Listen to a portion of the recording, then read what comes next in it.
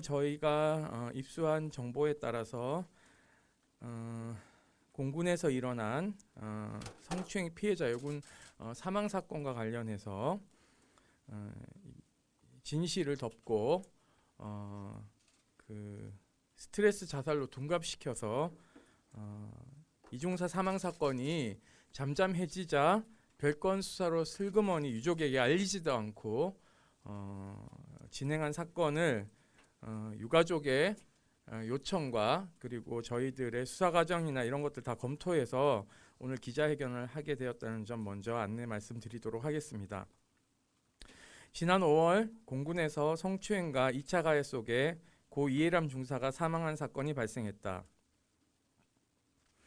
국민적 분노 속에 대통령의 엄중 수사 지시, 국방부 장관 사과와 재발 방지 약속이 이어졌고 군은 최초로 군검찰수사심의위원회를 설치하고 특임 군검사까지 임명하는 등 수선을 떨었으나 결국 수사는 대국민 사기극에 가까운 제19 감싸기로 종결되었다.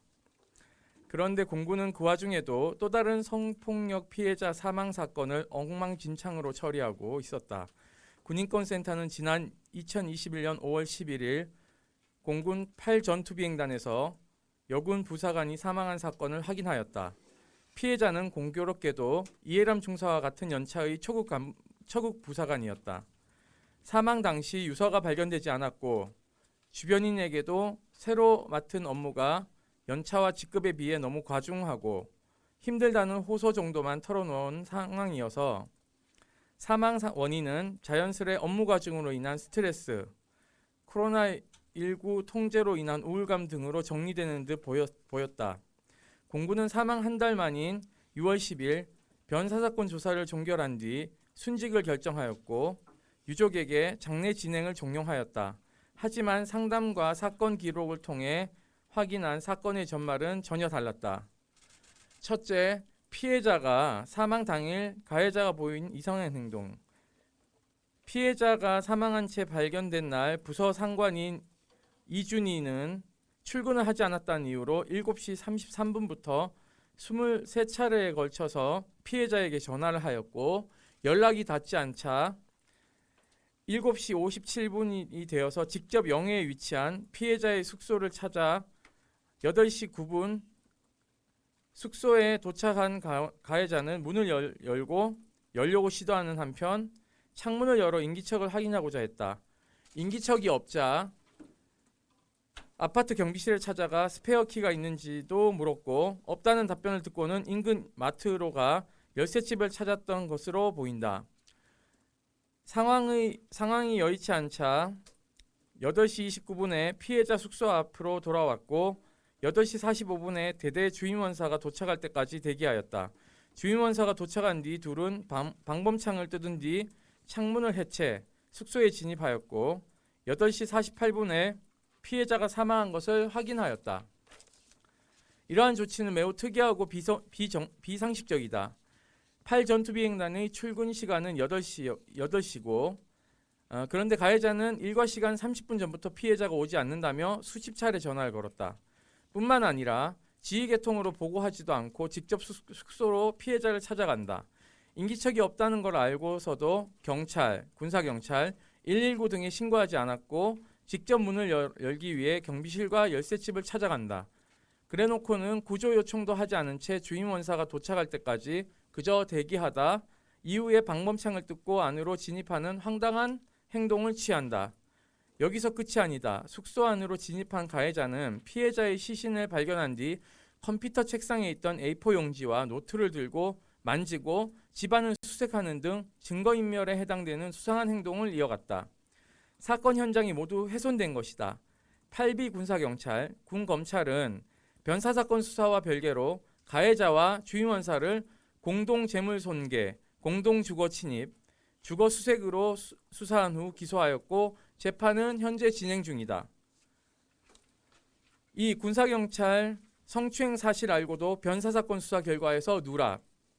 사건 발생 후 가해자의 행적은 수사기관이 현장에 당도하기 전 무언가 숨기거나 확인해야 할 상황이 있었기 때문에 쉽게 추론될 수 있다. 가해자와 피해자는 계급이 하사와 준위로 차이가 많이 나는데 나이도 가해자가 28살이나 많다. 그런데 수사 과정에서 가해자가 피해자의 숙소에 홀로 방문하거나 먹을 것을 사주겠다며 집 근처로 간 것이 최소 7번이나 되는 것으로 확인되었다. 또 피해자에게 업무와 전혀 상관없는 카카오톡 메시지를 자주 보내고 전화도 걸었다. 8비 군사경찰은 변사 사건 수사 초기에 이러한 사실을 인지하고도 별도 조사를 결정한 것으로 보인다. 수사 기록에 따르면 5월 21일 군사경찰은 가해자를 소환해 피해자와의 평소 관계, 피해자에 대한 감정, 사적 만남과 연락을 자주 했는지 등을 집요하게 캐물었다. 이때 가해자는 2021년 3월에서 4월 초 사이, 2021년 4월 21일 두 번에 걸쳐 부대 상황실에서 피해자의 볼을 잡아당기는 등의 강제추행을 했음을 자백하였다. 피해자가 얼굴 만지는 거 싫습니다라고 거부 의사를 밝혔다는 점도 진술하였다.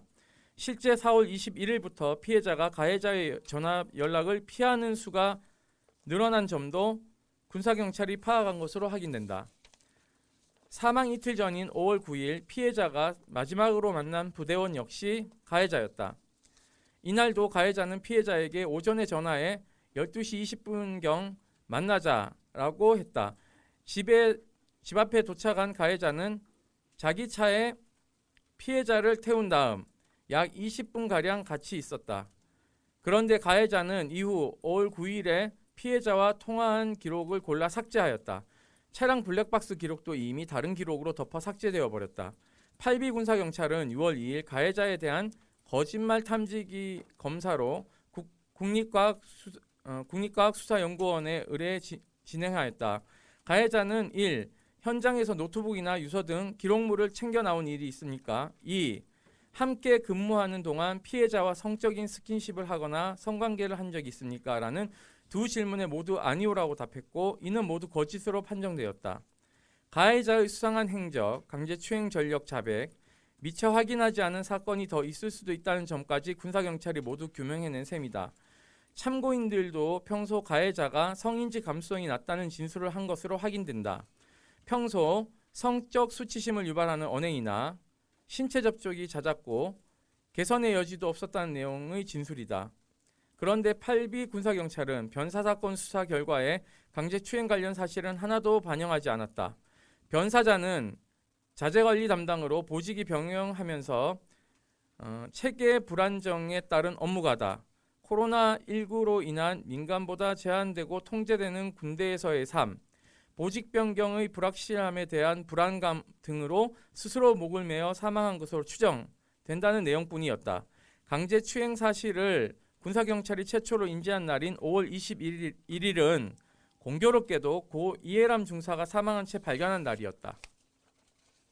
세 번째, 수사기록 못 준다며 버티다 슬그머니 강제추행 기소. 유가족은 피해자가 강제추행을 당한 사실을 변사사건 수사가 끝나고 순직이 결정될 때까지 몰랐다. 다만 평소 피해자의 성격, 가해자의 행태, 유서가 발견되지 않은 점, 가해자 및 주임원사가 무리하게 집 안으로 진입하기 위해 시도했던 점 등에 대해 계속해서 의구심을 제기하였다. 6월 17일에는 가해자가 부대에 피해자 사망을 보고하기 전 증거인멸을 시도하였다고 판단하여 8비행 단장, 군검사, 수사과장에게 구속수사를 요구하였으나 받아들여지지 않았다. 의심스러운 정황 속에 유족은 일단 가해자를 업무상 위력에 의한 간음으로 수사해 줄 것을 요청하는 민원을 비행단에 재차 접수하였다. 그러자 6월 22일 담당 군검사 진교비는 관련 혐의에 대해 유족 요청에 의해 진정사건으로 진행하고 있고 법리검토 중이다라며 금시초문인 사실을 마치 유족 요청에 따라 수사한다는 식으로 답변을 보낸다. 그러나 유가족이 변사사건 수사 기록을 정보공개 청구한 데 대해서는 업무상 위력에 의한 간음 관련 진정사건이 진행되고 있다는 이유로 수사가 종결된 후에야 열람 등사를 할 수 있다며 비공개 처분을 했다. 물론 진정사건은 변사사건 수사하는 별건으로 군검사 진교빈의 말은 거짓말이다. 그러나 8월 3일 공군본부 보통검찰부는 돌연 가해자를 군인 등 강제추행으로 입건시킨다. 왜 강제추행으로 입건되었냐는 유가족의 물음에 군 검찰은 업무상 위력에 의한 간음을 조사하다 보니 강제추행 소지가 있어 입건했다며 이미 알고 있던 사실을 새로 조사를 해 확인한 것처럼 꾸며서 답변했다. 군 수사기관이 강제추행 사실을 이미 알고 있었다는 점을 유가족이 알게 된 건 정보공개 청구 3개월 만에 처음 수사기록 자료를 받은 9월 15일이 되어서였다. 이 시기엔 이미 주거 침입 등 혐의에 대한 재판이 진행되고 있었다.